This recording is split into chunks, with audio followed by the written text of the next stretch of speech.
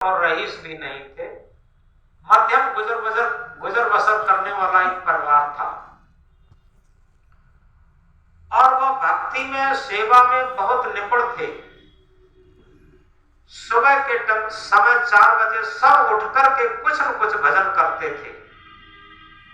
आखिर सभी संत, सभी महापुरुष, सभी ग्रंथ सब कहते हैं कि ब्रह्म मुहूर्त में जाग करके भजन करना चाहिए।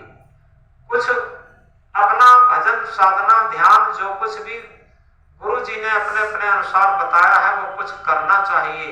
लेकिन कहां लोग करते, रात दिन प्रपंच की बातों में लगे रहते, भजन कहां करते।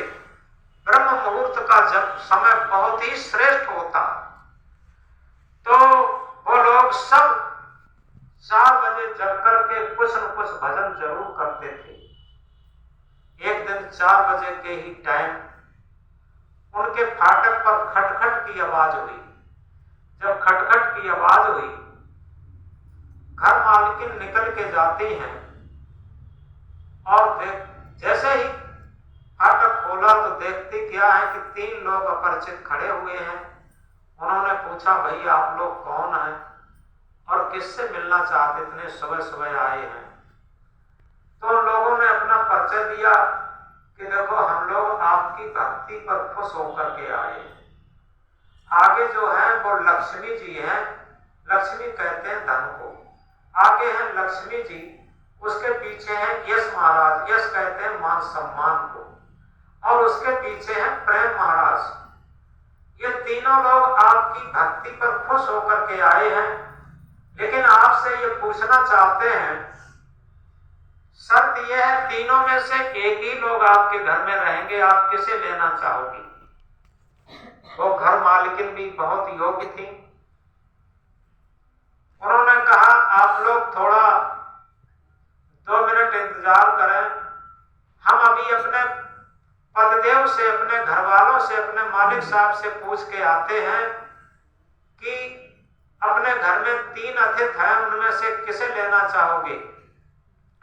वो घर मालकिन जाती हैं अपने पति से और घर वालों से पूछती हैं कि देखो 3 अतिथि आए हैं, आगे लक्ष्मी है, उसके पीछे यश महाराज है, उसके पीछे प्रेम महाराज है, बताओ किसे लेना चाहोगे। एक ही लोग आ सकते। तो घर मालिक भी बहुत माइंडेड थे, बहुत होशियार थे, बहुत बुद्धिमान थे। उन्होंने क्या कहा कि ऐसा करो, लक्ष्मी को तो रहने दो। लक्ष्मी तो बहुत लोगों के पास, रावण के पास बताते हैं सोने की लंका थी, बहुत धन था। लक्ष्मी तो कंस के पास भी बहुत थी, दुर्योधन के पास भी थी। अहंकार के मारे सब पतन का कारण हुआ और बड़े बड़े राजा महाराजा जिनका उदय से अंत तक राज था, बड़े बड़े सम्राट आए, सब अहंकार में चले गए। तो ये लक्ष्मी व्यर्थ में अहंकार बढ़ा के जीवन को नरक में डाल देती। अतः लक्ष्मी को तो रहने दो और यश को भी रहने दो। यश कहते हैं मान सम्मान को।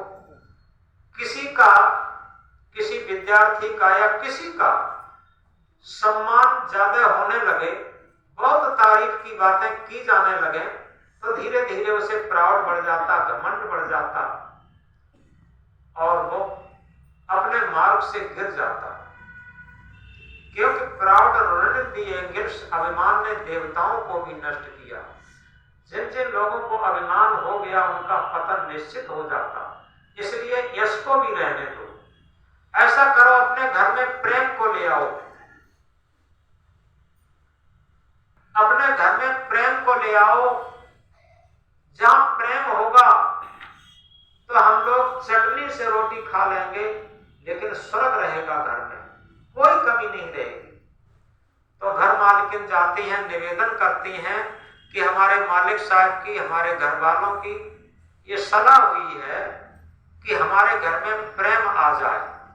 उन्होंने कहा चलो प्रेम आ रहे। घर मालकिन आगे आगे आगे जाके घर में एक कुर्सी डालती है प्रेम के लिए, तो देखती क्या है कि तीनों लोग उपस्थित हो गए। उन्होंने 2 कुर्सियां और बढ़ाई, सबको जलपान कराया और जलपान कराने के बाद हाथ जोड़ करके निवेदन किया कि महाराज लोगों, अभी तो आप कहते थे कि तीनों में से एक ही आएंगे, अब तो आप तीनों लोग विराजमान हो गए।